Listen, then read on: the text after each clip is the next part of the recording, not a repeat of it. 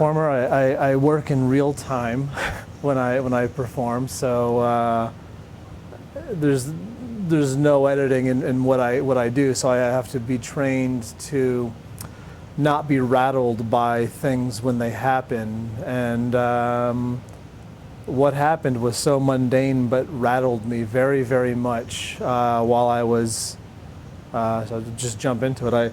I also work for the Austin Ghost Tours, and I was taking a group, and it was very regular night. It was like any other tour, and I go into the Driscoll Hotel, which I've done so many times I can't even count. And the stories that I tell, we learn to tell them, and if you wake me up in the middle of the night, I could actually tell you the stories that I tell and make them fresh and interesting, which they are. I love the Driscoll Hotel.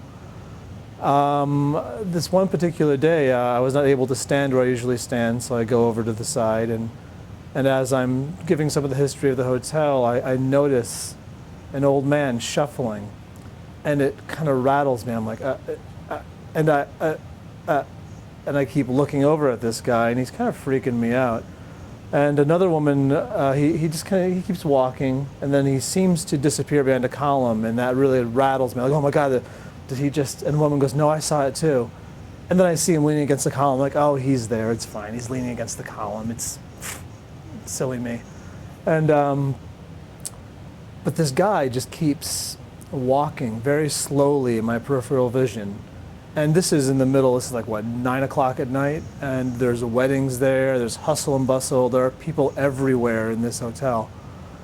And I just keep noticing this one old man walking very slowly. Everyone else is going normal speed, it's like almost slow motion. And I didn't think anything of it except for this guy was really freaking weird. And the fact that somebody else had seen him too made me just kind of try to disregard, but the guy just keeps walking, and finally he gets directly in front of me, about 4 feet. There are people in front of me, and as I'm telling the story, he gets right up behind them. He's very much in their personal space. And a point that I noticed after the fact was no one turned around to look at this guy. No one seemed to notice this guy except for myself. He was very off.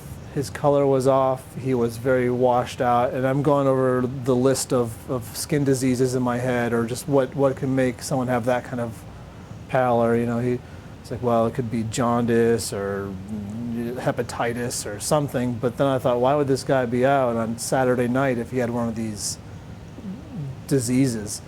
He should be home in bed, you know, but he looked terrible. He looked really washed out.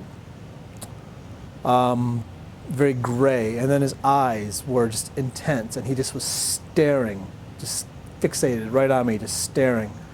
And I'm like, I'm the Austin Ghost Tour, and kind of playing to this one guy because he just has no expression on his face. He looks a little pissed, you know. He's like, but he's just glaring at me. And though I'm trying to address the group, and he's just staring. And finally, I'm addressing over here, and I turn back, and he's gone.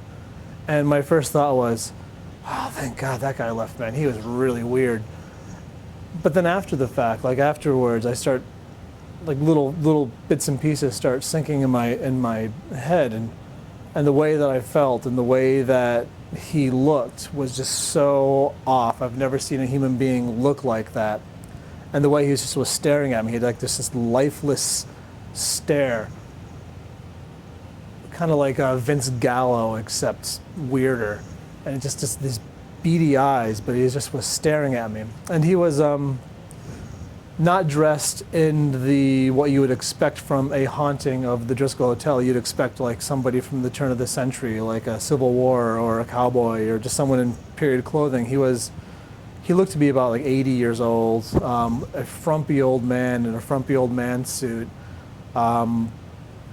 And old men dress in their old suits forever. Like you don't know if it's somebody from the 1950s because he could be wearing the same suit. As long as there's no holes in it, it's good. He also had a really bad toupee on that looked like I guess nicotine stain would be the way to describe it. And the way this guy, his coloration, he wasn't black and white, he wasn't gray, but he just was very lacking in color, and he was very lacking in everything. And I just was like, why would you wear a wig to make you look older and weirder? Usually the idea is to look younger, but he had just a really obvious toupee, kind of like dressed like a Tim Conway character, you know. He just was weird. He was off. Like, there's something off about this guy. And then the next day, I was recounting a story to a friend, and then I remembered certain apparitions that are seen in the Driscoll by multiple people.